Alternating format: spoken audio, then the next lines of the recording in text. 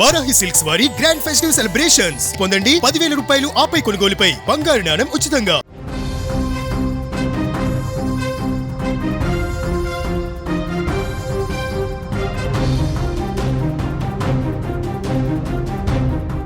దేశవ్యాప్తంగా చలి తీవ్రత కొనసాగుతుంది. దీనికి తోడు దట్టమైనటువంటి పొగమంచు కమ్మేస్తుంది. దీంతో రోడ్డు ప్రమాదాలు జరుగుతున్నాయి.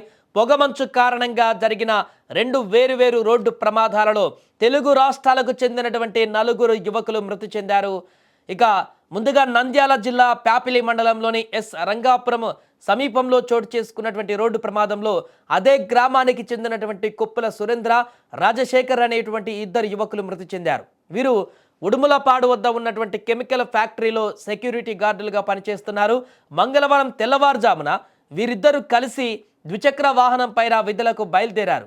ఇదే సమయంలో చిగురు మానుమిట్ట నుంచి ప్యాపిలి వైపు వెళ్తున్న ఆటో పొగమంచు వల్ల దారి కనిపించక వీరిని ఢీకొట్టింది. ఈ ప్రమాదంలో బైక్పై ఉన్నటువంటి వీరిద్దరికి తీవ్ర గాయాలై అక్కడికక్కడే మృతి చెందారు. ఆటోలో ఉన్న తలారి సురేంద్రకు కాలు విరిగింది. పోలీసులు అతన్ని ఆసుపత్రికి తరలించారు. కాగా రాజశేఖర్ తండ్రి 6 ఏళ్ల కిందట గుండెపోటుతో మరణించారు.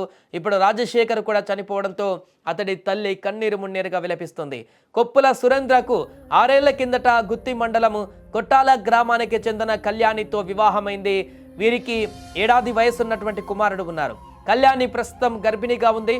సురేంద్ర రోడ్డు ప్రమాదంలో మృతి చెందడంతో ఆమె ఇప్పుడు బోరున విలపిస్తున్నారు.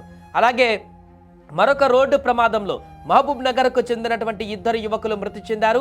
మధ్యప్రదేశ్ రాష్ట్రం ఉజ్జయిని జిల్లా చందేశ్రా గ్రామ సమీపంలో మంగళవారం తెల్లవారుజామున వీరు ప్రయాణిస్తున్నటువంటి వాహనం ఓ కంటైనర్ను ఢీకొట్టడంతో దుర్మరణం చెందారు. మహబూబ్ నగర్ జిల్లా చిన్న చింతకుంట మండలము పర్ధీపురం గ్రామానికి చెందినటువంటి కావలి నరసింహులు, శివకుమార్తో పాటు మరో 10 మంది స్నేహితులు ఈ నెల 3న విహారయాత్రకు బయలుదేరారు. కర్ణాటకకు చెందినటువంటి డ్రైవర్ జగన్నాథ్ ఓ వాహనం అద్దెకు తీసుకున్నారు. మొదట మహారాష్ట్రలో తుల్జా భవానీ మాతను దర్శించుకొని అక్కడి నుంచి మధ్యప్రదేశ్ బయలుదేరారు.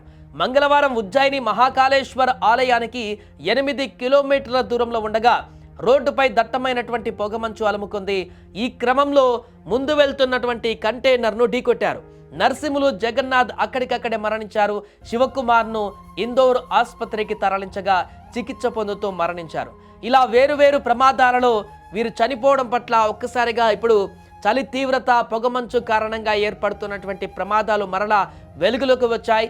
ఇప్పుడు ఈ జనవరి సీజన్ మొత్తం కూడా ఇలాంటి మంచు ప్రభావాలు అధికంగా ఉండేటువంటి అవకాశం ఉంటుంది. కాబట్టి వాహనదారులు రోడ్డు మీద ప్రయాణం చేసేటువంటి వాహనదారులందరూ కూడా అప్రమత్తంగా ఉండాలంటూ చెప్తున్నారు. ముఖ్యంగా ఉదయం పూట ప్రయాణాలు చేసేటువంటి వారు, ఎర్లీ మార్నింగ్ అవర్స్లో ప్రయాణం చేసేటువంటి వారు ఆ మంచును గమనించి ఖచ్చితంగా వాహనానికి మధ్య డిస్టెన్స్ మెయింటైన్ చేసేటువంటి విధంగా దట్టమైనటువంటి పొగమంచు ఉన్నటువంటి ప్రాంతాలలో ఇండికేటర్స్ వేసుకొని చాలా స్లోగా ప్రయాణం కొనసాగించాలంటూ కూడా చెప్తున్నారు. అవసరమైతే ఎక్కువ పొగమంచు ఉన్నటువంటి ప్రాంతాలలో కాసేపు రోడ్డు పక్కన వాహనాన్ని ఆపుకొని ఆ తర్వాత ఎండ వచ్చినటువంటి తర్వాత తమ యొక్క ప్రయాణాన్ని కొనసాగిస్తే ఉత్తమం అంటూ చెప్తున్నారు. ఏదేమైనా కూడా దేశవ్యాప్తంగా కూడా చలి తీవ్రత అయితే ప్రస్తుతం కొనసాగుతుంది. అన్ని రాష్ట్రాలలో కూడా అదే రకమైనటువంటి పరిస్థితి ఉంది.